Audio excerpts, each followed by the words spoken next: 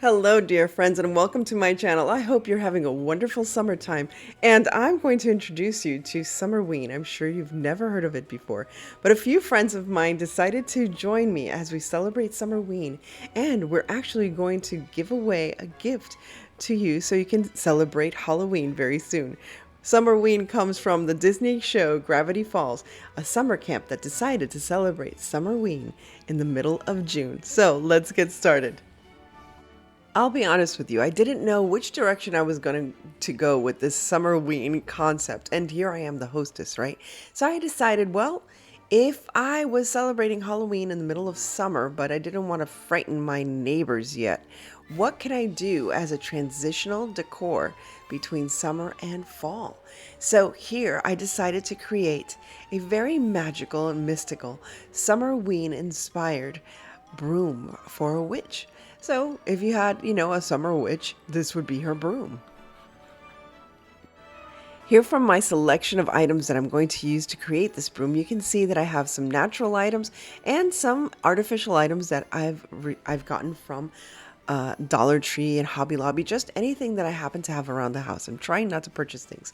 So I found this wonderful stick that I thought was perfect to be a broomstick. And I have some dried out flowers, natural flowers, and of course, some Hobby Lobby clearance items that I've had in my stash. So here I'm just putting them all together. First, I started by gluing some of the stems to the actual branch. And later you'll see, to secure it even better and even stronger, I'm going to use some floral wire. I only had some white floral wire, so you gotta do what you gotta do. But I just wanted to make sure that all the items that I attached to the broom were well secured. And as I continue attaching more and more, I just keep adding more to the broom until it's a nice, broomy, bushy type of broomstick, I suppose. I guess, I don't know. This is strange, but I've never made a broomstick from, scratch. So this is my first made from scratch broomstick. It always makes me think of Kiki's delivery service, where she had to create her own broom before she went off on her adventure. Now, if you want to see a fun Summerween inspired film from Studio Ghibli, I would suggest you sit down and grab a cup of tea and watch Kiki's delivery service. It's a very cute story about a little witch. And it's not that witchy at all, honestly. I mean, I think her biggest power is that she can fly. That's about it. No potions or spells or anything else. So it's a very cute summer movie to watch on those rainy summer days. And I don't know what it's like for you at summertime where you live, but here in Miami, Florida, all we have is rainstorms, big old rainstorms that last a whole entire day. And today was one of those days where we had just a torrential storm that wouldn't end. But it was such a perfect atmosphere to create my Summerween crafts and stay inside and just listen to the thunder and the rain pitter-pattering all around me. Of course, what Summerween broom would be complete without some summer flowers here and there? So I initially wanted to use some sunflowers, but thought, no, we're still in the midst of summer, so I can always add, and this is why I created this as well, is I can transition this so easily into fall just by adding some fall leaves and fall flowers. As you can see, it's a very neutral color. Now stick around for the final reveal. If this is your first time celebrating Summerween or seeing anything about Summerween, we thought it would be a great idea to have a giveaway. Myself and my friends decided to celebrate Summerween together, and if you visit everyone in the playlist and leave a comment or an answer to their question, you will be entered to win. Please make sure that you are a U.S. resident in the continental U.S. and you will be receiving brand new Michael's Halloween items from my own personal Halloween stash. What question am I going to ask you? What do you think of Summerween? Crazy or crazy fun? Now, every good summer witch should have a hat. After all, it makes absolute sense. However, it wouldn't be one of those dark black hats. I decided to make one of my own. Why? Because somehow I could not find a straw hat in any of the thrift stores that I went to. So I had purchased these two placemats from the Dollar Tree, and I thought they would be perfect. Yes, I realize they're blue, but just hang on. Hang on and you'll see what happens. So first I made the rim of the hat, as you can see below. I just cut out a circle. I was going to try to unwind it and do that. I just cut out the circle. And now I am cutting in like an inch from the center so that I could attach the actual hat to the hat brim. I don't know if that makes sense, but there it is. Now for the second placemat, I just cut it straight in half, and that is what's going to help me with my cone-shaped witch hat, as you can see. Now what I used is a little bit of wax paper or parchment paper so the glue wouldn't transfer from one side of the hat to the other. And I'm using those little tabs that I made to be able to attach the top of the hat to the brim. Very easy. Now I wanted to make it even pointier, so I used the other half of that placemat and placed it right on top, as you can see here. So right there, I'm just measuring to see exactly how thin I have to do it. And I basically cut that second half into a quarter, and that gave me that very pointy edge, as you can see, which gave it the very witchy shape that I wanted. And I thought this was going to be a lot harder, but it really wasn't. At least for me, I found it to be very easy, much easier than trying to find a discounted straw hat. I know, I guess everybody in Miami buys them. So here I am, and I'm adding a little bit of a tilt to it because I think it's cute. And there you have it.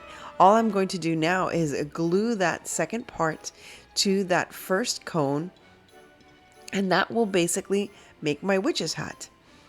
And I think I cut a little bit into that first cone because I wanted it to be able to bend. And here I've already attached it with the glue. And there you can see the pretty hat shape, or the pretty witch hat shape that I've given it. Now, I wasn't too thrilled about the blue. Now, it could have stayed blue. There was nothing wrong with the blue. But I wanted something that, again, I would be able to transition from summer into fall.